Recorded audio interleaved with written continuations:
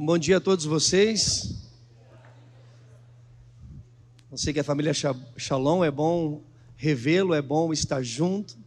E eu sei que você vem até essa reunião para oferecer o seu louvor, a sua adoração a Jesus, mas também vem para conhecer mais de Jesus, para ser ativado na sua fé, para progredir na sua caminhada com Jesus.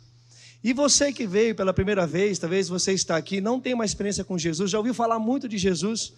O nosso desejo é que o Evangelho de Cristo te abrace nessa manhã, o amor dele te dê uma vida nova, um destino novo e um projeto de vida nessa manhã, que o Espírito Santo possa fazer isso na sua vida e nas nossas vidas também.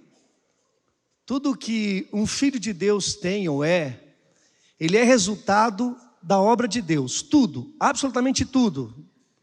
Tudo que nós somos ou temos, tudo que um filho de Deus tem, que ele recebe, é resultado da obra de Cristo na sua vida. Quer ver um exemplo bem prático? Talvez você pode até não concordar comigo, mas eu vou falar esse exemplo para você. Todas nós, a maioria de nós, e o que mais nós vemos hoje de pessoas terem como desafio é ter domínio sobre as coisas, é ter controle pessoal, é ter um domínio próprio, é ter uma disciplina. É que nós mais ouvimos, poxa, olha, eu vou me esforçar agora e vou ter disciplina, eu vou comer bem pouquinho essa semana. Olha, agora eu vou ter domínio, eu vou levantar todo dia tal hora e eu vou fazer tal coisa.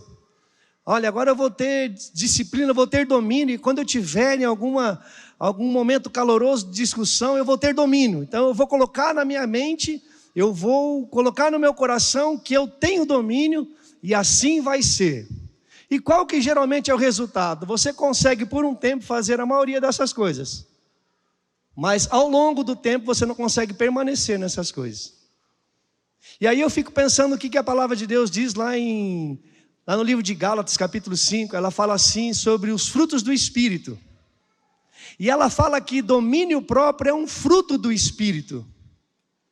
Vocês começam a entender? É um fruto do Espírito. Domínio próprio não é natural ao ser humano na sua essência, na sua plenitude.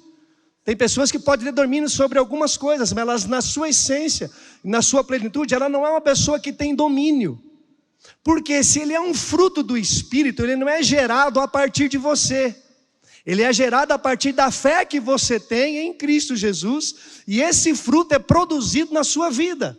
Porque ele é um fruto do Espírito. Então, você não faz um fruto do Espírito, mas o Espírito gera um fruto em você.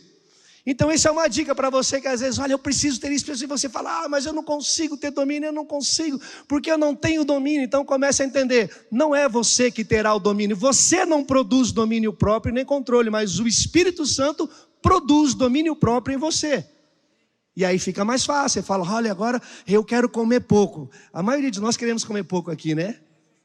Mas ninguém consegue também. Isso que é... eu me esforço, então começa a fazer diferente. Fala assim, eu creio que o Espírito Santo está em mim, ele vai me dar graça, e eu vou ter domínio, porque isso, aquilo, você começa a fazer diferente, e o domínio é produzido em você, não é gerado a partir de você. E a igreja também é resultado da obra de Cristo. A igreja de Cristo, ela é resultado de toda a sua obra. Nós somos resultados da obra de Cristo. Então, particularmente, quando eu quero saber bastante sobre quem Deus é, toda a Bíblia fala quem Deus é, mas quando eu leio os evangelhos, ali tem a revelação plena de quem Deus é, não só nos seus atributos, mas na sua dinâmica, no seu jeito de lidar com pessoas, no seu jeito de agir com pessoas, no seu jeito de acolher pessoas. Quando você olha para Jesus, você enxerga Deus, e ali você fala, Deus é assim.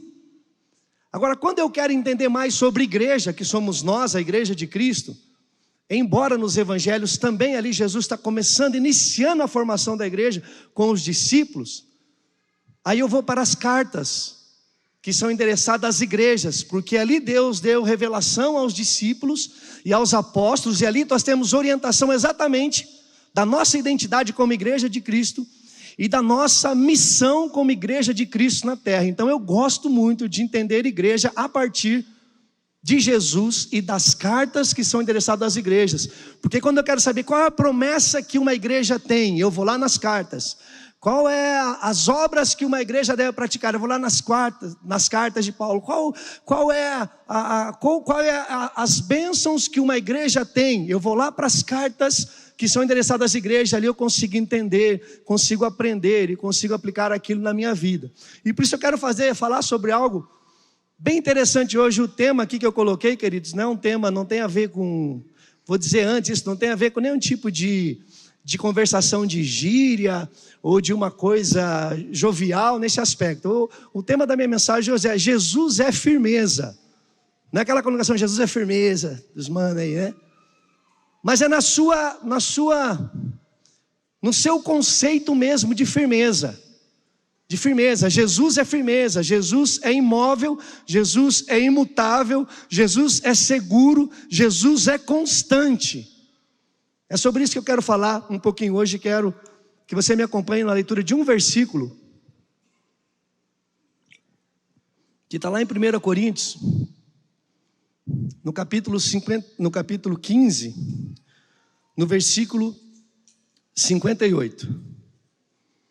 Diz assim a palavra de Deus: portanto, meus amados irmãos, mantenham-se firmes e que nada os abale. Algumas traduções falam assim: portanto, meus amados irmãos, sejam ou sede firmes e constantes. Sejam sempre dedicados, e em algumas traduções vai falar sempre abundantes na obra do Senhor, pois vocês sabem que no Senhor o trabalho de vocês não é em vão. Então ela começa dizendo ali: meus amados irmãos, mantenham-se firmes.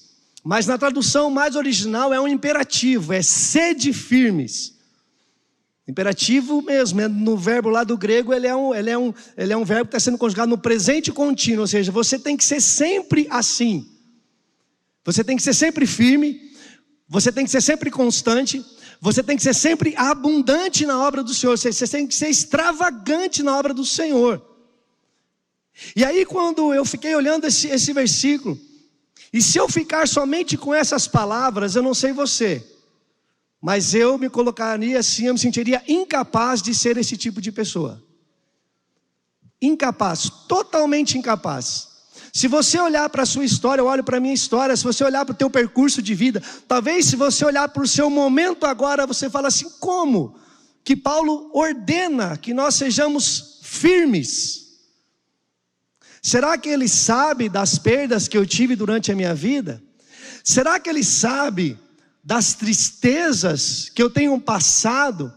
Será que ele conhece as frustrações que eu vivo durante a minha vida toda? Como alguém pode dar uma ordem que eu seja firme, se dentro de mim eu sou totalmente instável? Se dentro de mim eu não consigo ter firmeza, porque quando eu estou começando a me levantar, as coisas vêm e elas me fazem ficar de novo. Como diz o ditado, né? Mais firme que estaca no banhado. Assim, eu não consigo. Como que alguém perde? Será que ele sabe quais são as frustrações que eu tenho no ministério? Será que ele sabe que os anos que eu estou afastado da obra, da vocação, será que ele sabe as frustrações que eu tive com pessoas na igreja e ele quer que eu seja firme? Então quando eu olho para todas essas condições que naturalmente nós temos na nossa vida, eu falo assim: como alguém pode ordenar que a igreja seja firme, e ela seja constante, ela não tenha variação, ela seja contínua? Aí pega mais ainda, porque nós falamos assim: como que eu vou ser constante? Será que ele sabe o que o mundo está vivendo? Será que ele percebia, ele sabia que iríamos ter uma pandemia? Será que ele sabia que iríamos ter uma crise econômica? Será que ele sabia que a minha família seria instalada uma crise tão assustadora? E como eu vou ser constante naquilo, em Jesus? Como eu vou ser constante nas coisas que diz respeito a Deus e a sua obra? É quase um insulto falar a verdade, irmão. Quando eu fiquei olhando, se eu ficasse olhando só essas palavras, eu falei assim, o cara praticamente está nos falando assim, você está nos dando uma tarefa por demais pesada. E eu não consigo dar conta de tudo isso, porque eu não sou firme, e eu não sou constante. E ainda fala assim, como que alguém quer que eu seja abundante na obra do Senhor? Será que Ele sabe o tempo que eu tenho na minha vida? Será que Ele sabe quais são as minhas ocupações durante o dia a dia? Será que Ele sabe, será que Ele percebe que eu não percebe que eu tenho que interromper um longo tempo da minha vida, ou que eu nem faço mais a obra do Senhor, porque eu sou tão atarefado? Como que alguém diz que eu tenho que ser constante? Ele diz para ter, você tem que ser, não é que você tem a opção. Ele não fala assim, ó, você tem a opção de ser um crente firme, um filho de Deus firme. Ele não dá essa opção. Ele fala, seja firme, seja constante. Mas quando eu olho assim só para aquilo, eu falei assim, meu, esse cara, essa palavra é muito difícil de ser assimilada por um ser humano. Essa palavra é muito difícil de ser aplicada por um homem natural, desequilibrado nas suas emoções. Não estou falando que todo mundo é desequilibrado, mas o homem sem Deus, o homem no pecado, o homem do seu jeito natural, ele não tem equilíbrio absoluto sobre as coisas. Uma hora ele é abatido por uma informação, uma hora ele é abatido por uma situação, uma hora ele é pego meio que de surpresa e fala assim, acabou. Sabe quando você fala assim, o chão saiu de mim, tal, naquele momento você não é mais firme, você não é constante e você não é mais abundante em nada. A única coisa que você pensa, não deu certo, estou frustrado, acho que eu não consigo achar, eu não vou conseguir encontrar solução para isso. Aí vem a vontade de desistir, vem a vontade de desistir da família, vem a vontade de desistir do ministério, vem a vontade de desistir da comunhão dos santos, vem a vontade de fazer tudo, porque isso somos nós. Agora, o que me dá esperança exatamente nesse versículo aqui? Onde eu encontrei razão para aplicar isso na minha vida, é naquela primeira palavra do versículo, que diz, portanto. Eu queria que você dissesse comigo assim, portanto. Esse portanto, irmão, quando eu comecei a estudar, é esse portanto que me deu esperança, é esse portanto que surgiu em mim algo, falou assim, é possível, é possível. Porque portanto é uma palavra, uma conjunção que indica o resultado de um raciocínio. O resultado, portanto quer dizer, assim sendo, consequentemente, portanto quer dizer, olhando para tudo que foi escrito lá atrás, vocês serão assim. E aí eu tive a esperança, porque lá atrás, o apóstolo Paulo, e provavelmente na minha percepção, foi a pessoa, foi o espaço na Bíblia, ou foi os versículos, ou foi o assunto mais exaustivamente abordado em 57 versículos, o apóstolo Paulo usou para falar sobre a morte e ressurreição de Cristo. Esse portanto aqui, Paulo está falando assim, portanto, depois que eu falei 57 versículos, que eu escrevi 57 versículos acerca da morte e ressurreição de Cristo, vocês serão firmes, abundantes e constantes na obra do Senhor. Aí eu falei assim, agora eu encontrei, porque não tem a ver comigo mais. Não é para eu ser firme porque eu decidi ser firme. Não é para eu ser constante porque eu fiz uma força de pensamento, eu serei constante. Não tem a ver mais comigo. Tem a ver que aquele que é firme em todo tempo, aquele que é constante em todo tempo, que a palavra diz, olha, ele é o mesmo ontem, hoje e amanhã, ele é firme.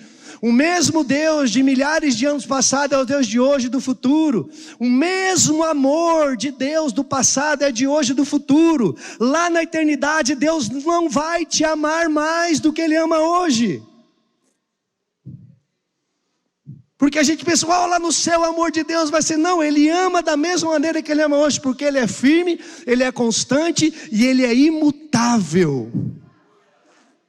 Aí quando nós olhamos para Ele e para a sua obra, e nós começamos a entender o que o apóstolo quis dizer, com essa palavra. E a igreja de Corinto é uma igreja interessante. A igreja de Corinto é uma igreja bastante elogiada por Paulo, acerca dos dons, acerca da diversidade de dons, acerca da dinâmica que eles tinham, da manifestação do Espírito. Paulo, ele elogia muito essa igreja com relação a isso, porque eles tinham recebido muito da parte de Deus. Mas era uma igreja que a gente percebe que ela precisava amadurecer na sua fé. Ela precisava crescer na fé. Paulo mesmo fala: olha, eu achei que vocês estavam maiores, eu achei que vocês estavam mais adultos no que diz respeito ao conhecimento de Cristo e a aplicação da sua palavra, mas eu vou ter que falar com vocês de novo como se fosse uma criança. Mas assim mesmo eles tinham tudo aquilo que já havia neles, todos os dons já tinham, eles tinham assim, eles elogiavam porque eles tinham todos os dons, eram operados nessa igreja. Pensa que tipo de igreja que era essa no que diz respeito à operação de dons. Mas há algumas coisas que Paulo trata e fala assim: vocês precisam crescer, vocês precisam amadurecer na fé de vocês. E essa é a igreja de Corinto. E essa igreja faz parte da Grécia Antiga. Então Corinto era uma cidade na Grécia que tinha muita influência da filosofia, do berço da filosofia, de tudo aquilo. Paulo, a Bíblia fala que Paulo, ele conhecia filósofos, ele lidava com filósofos, ele trocava ideias com filósofos, e ele pregava para filósofos, né? E quando você estuda sobre isso, você sabe que a igreja teve uma influência filosófica de alguma forma em alguns momentos, em algumas partes, algumas influências. Mas Paulo sabia que Jesus era o maior influenciador, e a palavra de Deus era uma influência não só na terra, que não tocava só no ser humano na terra, mas era uma influência eterna. Então ele ia além da filosofia. Mas essa igreja, ela passava por um momento bem delicado, porque por causa dessa influência, por causa da crença de algumas filosofias, a igreja estava começando a esquecer da morte e ressurreição de Cristo. Agora pense, irmãos, morte e ressurreição de Cristo é a base da nossa fé. É a base da nossa fé. Se você não crê que Jesus morreu e ressuscitou, se você não vive a morte e ressurreição de Cristo, então a nossa fé é inútil. Não sou eu que estou falando exatamente para você, eu só estou reproduzindo para você o que Paulo falou. Se nós não cremos que Jesus morreu e ressuscitou, vã é a nossa fé, inútil é a nossa fé. Nós não estamos exercendo fé nenhuma. O reino espiritual é inexistente para nós, se nós não crermos na morte e na ressurreição de Cristo. E aí ele fica 57 versículos instruindo a igreja que estava sendo influenciada, que provavelmente tinha pessoas dentro da igreja disseminando que não cria na morte e na ressurreição de um corpo. Eles não criam. Tinha uma linha filosófica que eles escreviam assim, que o corpo humano, a matéria, ela é tão corruptível, ela é tão podre, que a nossa vivência na terra é um grito da nossa alma para ser liberto dele. E quando você morre, então é a tua libertação definitiva. Então quando você sai do seu corpo, o seu corpo já era, e só a sua alma sai dele enquanto a liberdade. Então sim, eles não criam na morte e na ressurreição de um corpo. Imagine nós, como filhos de Deus, não cremos na morte e ressurreição de Cristo, no corpo de Cristo ressurreto e glorificado. E isso é a base da nossa fé. Então Paulo está escrevendo porque ele entende: vocês têm que voltar aos meus ensinamentos, vocês têm que voltar à base da sua fé. E sabe o que eu percebo de verdade, queridos? Que às vezes nós estamos tão envolvidos, estamos lendo tanto, nós estamos tão assim, aprendendo bastante coisas no reino de Deus, mas se nós esquecemos dessa base, se nós não olharmos para essa base, se nós não conseguimos voltar para essa base de fé, que é morte e ressurreição de Cristo, que é o sentido da nossa vida. A morte e ressurreição de Cristo é o evento mais poderoso que esteve em toda a história. É o evento que mudou o calendário da humanidade, é o evento que muda a realidade do ser humano, é o evento que mudou o destino da humanidade. Então a morte e ressurreição, ela tem que estar presente na nossa oração, na nossa adoração, no nosso devocional, no nosso relacionamento. A morte e ressurreição de Cristo é que dá sentido para você ser um filho de Deus.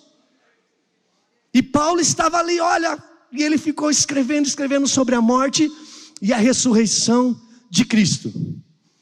E quando Deus começou a falar comigo sobre esse texto, eu não tinha nem percebido que semana que vem vai ter o espetáculo, vai ser a semana que fala sobre a morte e ressurreição de Cristo, né? Eu não tinha me ligado, mas falei assim, eu vou pregar sobre isso. Porque Deus realmente colocou no meu coração sobre isso, essa firmeza de Cristo Jesus na nossa vida, e você vai entender um pouquinho mais quando eu for adiantando aqui essa palavra. E eu percebo o empenho, queridos, nas cartas, todos os apóstolos, eles tinham um empenho tão grande de falar para a igreja: sejam alegres e ativos na obra do Senhor. Sejam alegres e ativos na obra do Senhor. Eles se empenhavam muito nas suas escritas, nas suas instruções, para que eles pudessem ser alegres e constantes na obra do Senhor. E eu quero falar um pouquinho sobre a morte e a ressurreição de Cristo, porque você vai entender quando eu finalizar o sentido desse versículo que eu li aqui e as possibilidades que nós temos de viver esse versículo pela graça de Deus na nossa vida. Quando Jesus ele vem à terra, e o projeto dele era ir até aquela cruz. O único propósito de Jesus vir à terra era ir até aquela cruz. E é por isso que tanto o diabo como os discípulos tentaram, de alguma forma, barrar de Jesus de chegar até aquela cruz. Porque era o único propósito. Ele veio para aquilo. Ele veio definido no seu coração que ele deveria ir àquela cruz, porque era a única maneira da humanidade ser salva do pecado, do diabo e receber a vida eterna. É tão interessante isso, queridos, e é tão simples, é tão básico, mas para mim é tão real hoje nas nossas vidas. Eu não estou falando para gente que quer conhecer ou vai conhecer Jesus, eu estou falando para nós, os irmãos que temos a fé em Cristo por algum tempo. Porque quando Jesus ele vai até aquela cruz, eu gosto de pensar que é um amor substitutivo, é um amor que nos substituiu, é alguém que foi para um lugar que nós deveríamos estar naquele lugar, que o ser humano, nós, pelos nossos pecados, deveríamos morrer da forma que Jesus morreu. Nós éramos condenados àquele tipo de morte, uma morte miserável, uma morte sem eternidade, sem salvação eterna, uma morte sem esperança, uma morte justa, na verdade. Deus seria muito justo se Ele matasse toda a humanidade. Se nós quisermos falar de justiça, Ele seria completamente justo ao fazer isso. E por que Jesus veio? Para cumprir essa justiça que Deus colocaria sobre a humanidade. Então quando Ele vai para aquela cruz, Ele vai cumprir essa justiça no meu e no seu lugar. E o que eu quero que você pense de forma bem simples: quando Jesus está naquela cruz, quando Ele morre naquela cruz, quando Ele passa por todo o período de dor, quando Ele passa pelas pressões psicológicas, quando todo o peso do pecado vem sobre Jesus, e Ele vai até aquela cruz, porque nós deveríamos estar lá, mas agora Ele está lá no lugar de toda a humanidade,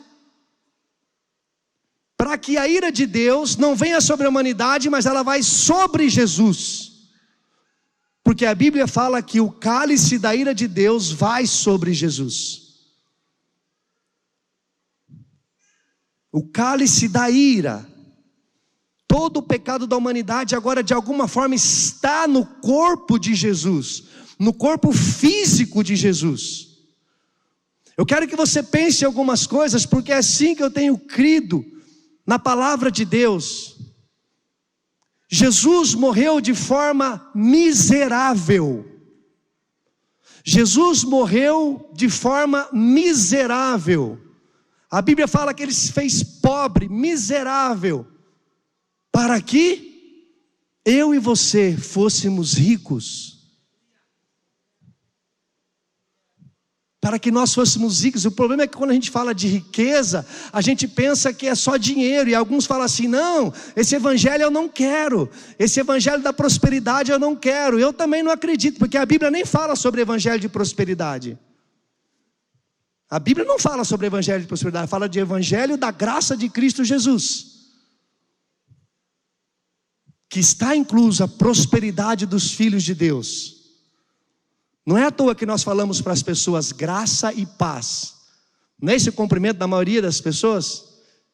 Na Bíblia as pessoas falam assim, quando elas chegavam, graça e paz. Paulo fala assim, graça e paz, graça e paz, favor e prosperidade seja sobre a sua vida, da parte de Cristo Jesus.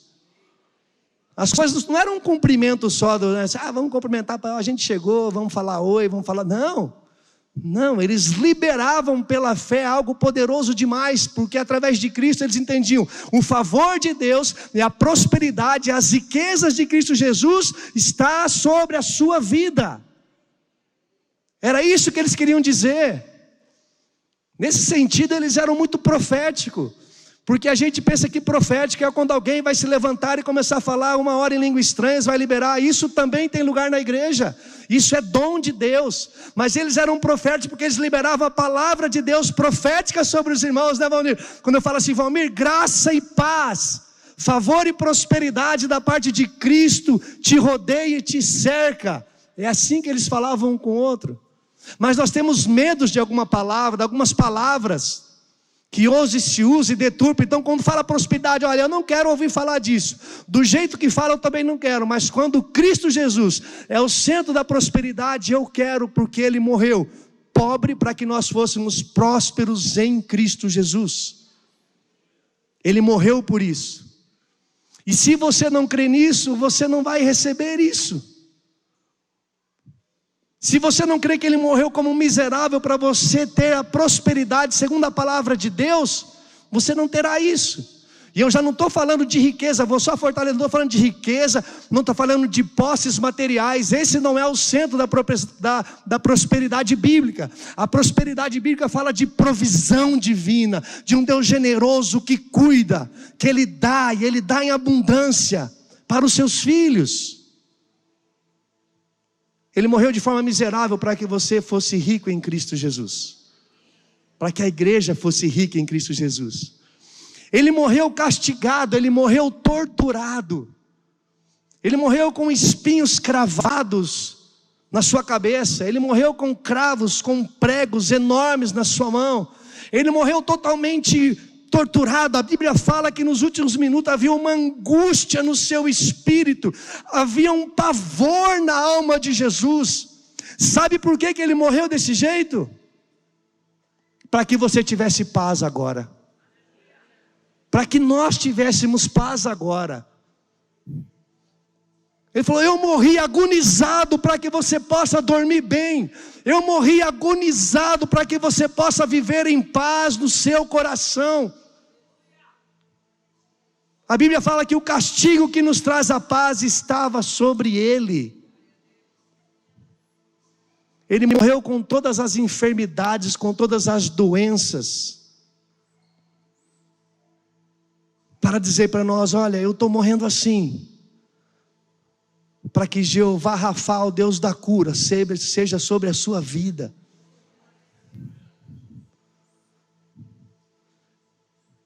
Ele morreu com tanta pressão, com tanta angústia, com tanto pavor, para dizer assim, ó, vocês terão saúde na cabeça de vocês, vocês terão saúde na alma de vocês. Ele morreu dizendo isso naquela cruz sem falar nada, porque a cruz nos diz isto.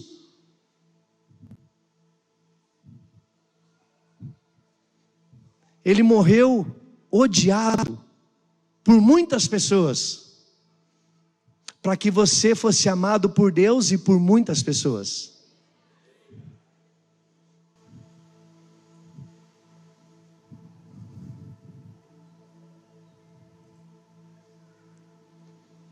Ele enfrentou, queridos, ele enfrentou penso que aqueles últimos minutos foi momento de muitas trevas e pressão sobre Jesus. E ele morreu naquela cruz. E ao ressuscitar ele morreu para dizer assim, ó, eu venci o inimigo que vai atormentar você todos os dias.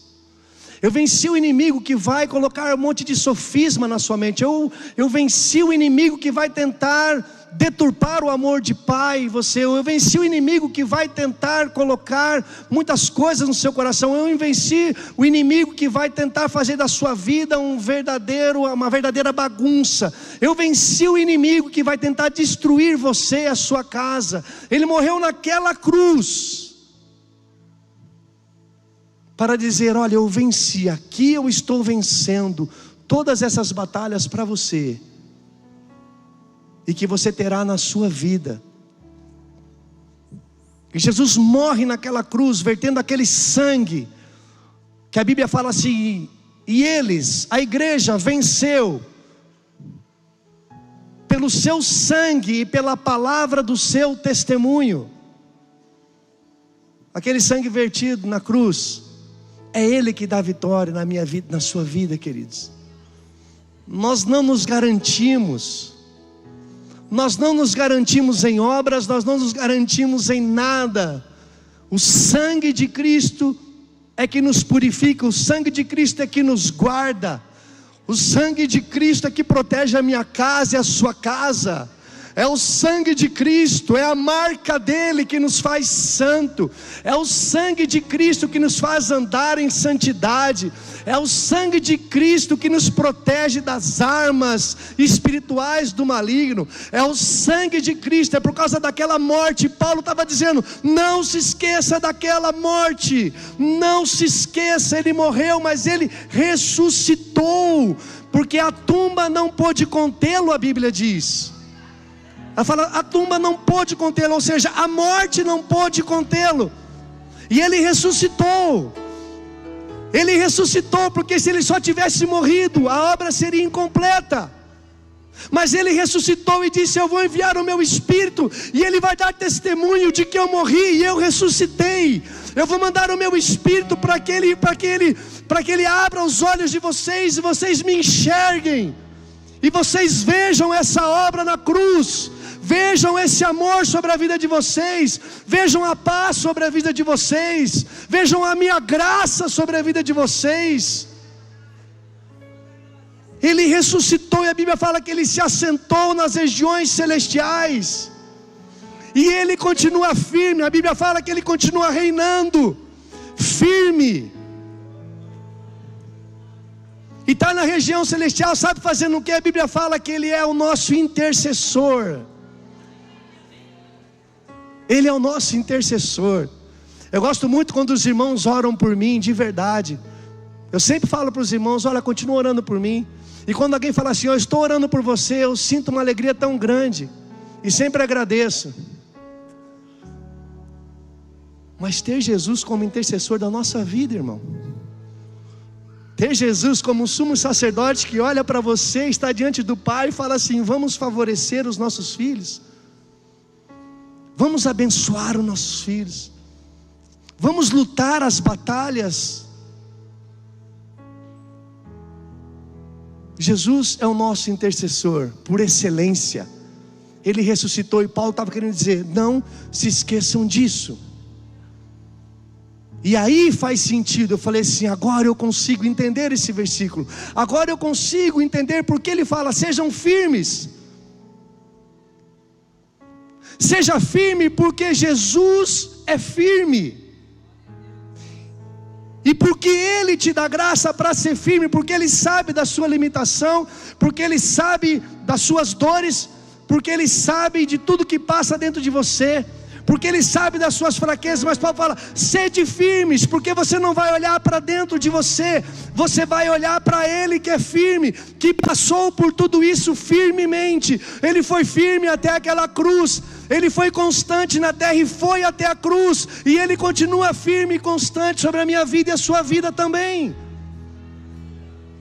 Fala, sejam firmes, sejam constantes. Ele não está querendo dizer aqui, você será um super crente. Você vai amanhecer todos os dias e nada vai te abalar, e nada vai te entristecer. Você não vai ter aborrecimentos. Ele não está falando isso. Ele está falando, quando tudo isso vir sobre a sua vida, lembra da morte e da ressurreição de Cristo, e o Espírito Santo te manterá firme e constante em toda e qualquer situação.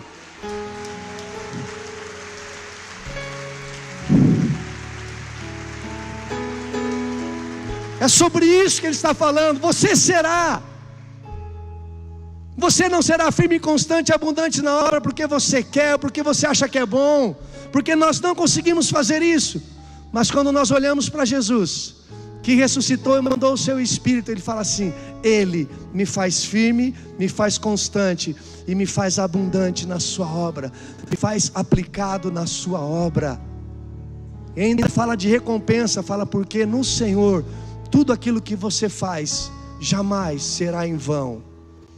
Um dia Ele vai te coroar com tudo aquilo que você operou na terra por causa do nome dEle e da obra dEle na sua vida.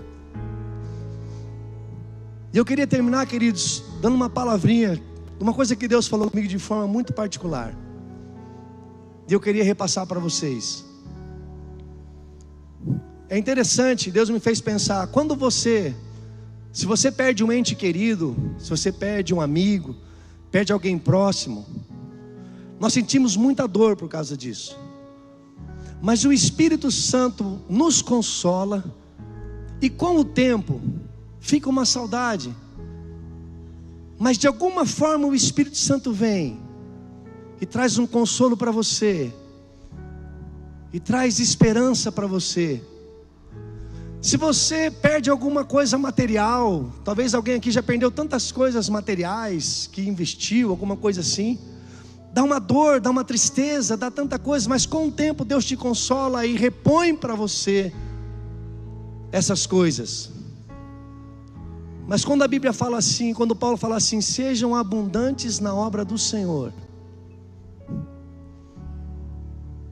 tem uma coisa de verdade que eu creio, irmãos, que Deus nunca vai substituir na sua vida. É o chamado que Ele tem para você fazer a obra dEle. Ele vai te consolar porque você perdeu coisa, Ele vai te dar amigos, Ele vai te dar novamente bens materiais, mas quando você não cumpre a sua vocação, eu não creio que Ele vai te condenar, mas Ele vai ficar te falando, vem, vem, vem, vem. Sabe por que Deus me falou isso? Porque o ser humano não foi programado para perder nada. Quando Deus criou o ser humano, Ele não criou perdendo, Ele criou só dando coisas para o homem. Deus deu a terra, Deus deu uma mulher, Deus deu a estrela, Deus deu os animais. Deus só deu coisas para o homem, para o ser humano. Por que nós sentimos dor na perda? Porque nós não fomos programados para isso, e por isso Deus repõe as coisas. Agora tem uma coisa que você foi programado para fazer. A Bíblia fala que antes da fundação do mundo, Ele já tinha nos escolhidos. E Ele fala, Ele preparou um caminho de boas obras para você. Ele preparou um caminho de boas obras. Sabe por que Deus não vai repor isso? Porque você foi programado para viver isso na sua vida. Isso nada substitui. Teve um período na minha vida, algumas pessoas não sabem, eu fiz um curso por 2 anos, e me formei nesse curso, um curso tecnólogo em equipamentos médicos hospitalares. O primeiro curso que teve em Curitiba eu fiz, de 2002 para 2003, não tinha esse curso. E por que eu fiz esse curso? Porque eu estava totalmente frustrado com a obra de Deus. Eu fiz esse curso revoltado, eu fiz esse curso para assim, cara, vou mexer com máquina. Detesto eletrônica, não sei nada de eletricidade. Fiquei 2 anos tendo que aprender aquilo e trabalhei uns 4, 5 anos nessa hora só para dizer, eu não quero mais responder o chamado de Deus na minha vida. E eu tentei fazer isso, falei assim, alguma coisa vai acontecer que vai me dar alegria, que vai substituir. Eu não consegui encontrar nada na vida que substituía aquilo que Deus tem para fazer em mim e através de mim nessa terra. E foram anos terríveis. Foi difícil passar anos. sem fazer aquilo que Deus tinha me chamado para fazer. E eu queria convidar você a ficar em pé, se você pode. Talvez algumas pessoas aqui estão passando por essa situação, essa palavra é específica para isso. Pessoas que foram chamadas, pessoas que se frustraram no meio do caminho, pessoas que pegaram algumas rotas aí na vida para dizer: cara, eu vou fazer outra coisa. Amo Jesus, amo a igreja, mas eu não quero fazer nada. Sabe aquela história que o cara fala assim: ah não, eu vou voltar para a igreja, mas eu vou ficar só no banco sem fazer nada. É impossível você não fazer nada, porque você não nasceu para não fazer nada. Você não nasceu de novo para não fazer nada. Você nasceu de novo para glorificar a Deus através daquilo que Ele colocou nas tuas mãos. E quando o Espírito Santo teve um dia num apelo, estava terrível, era o momento mais terrível da minha vida. Irmãos, tiram tudo de um ser humano, só não tire a graça de Deus de fazer aquilo pelo qual Ele te chamou você para fazer. Isso é uma coisa terrível. Eu estava vivendo um dos piores momentos e num apelo. E no apelo que eu fui, me derramei diante de Deus. Falei: Deus, eu não aguento mais. Eu não aguento mais escolher o meu destino. Eu não aguento mais ficar longe desse chamado. Eu não aguento mais ficar sem fazer, sem realizar, sem ser abundante, sem ser aplicado na sua obra. E aí aquela palavra de Jeremias, se não me engano, começou a fazer um sentido. Ao cheiro das águas vai brotar. Ao cheiro das águas. Nós vamos ter um tempo de oração aqui, irmão. E se o teu coração está seco com relação a isso, ao chamado de Deus, se o teu coração está assim igual o meu estava, sabe, quando a terra está árida, tem uma semente, mas ela está nascendo, mas está árida, e aquela semente não consegue brotar, mas aí o Espírito Santo faz assim: ao cheiro das águas do Espírito vai brotar de novo. Irmãos, nós estamos num tempo novo, e ouça o que eu vou falar para você. Tem muitas coisas para fazer, e Deus te chamou para ser ativo na sua obra. Você nasceu para isso. Nada substitui isso na sua vida. Você foi programado em Cristo Jesus para as boas obras, para ser abundante na obra. Nós vamos ter um tempo de adoração, e se você tiver o desejo de vir aqui à frente, eu quero orar com você, porque aquele dia foi chave na minha vida. Deus destravou a minha vida e o meu entendimento. Nós vamos adorar o Senhor Jesus. Se você quiser vir, você venha. Nós vamos ter um tempo de oração como igreja, para que aos cheiros das águas brote novamente o fruto das boas obras de Cristo na sua vida e para a glória de Jesus.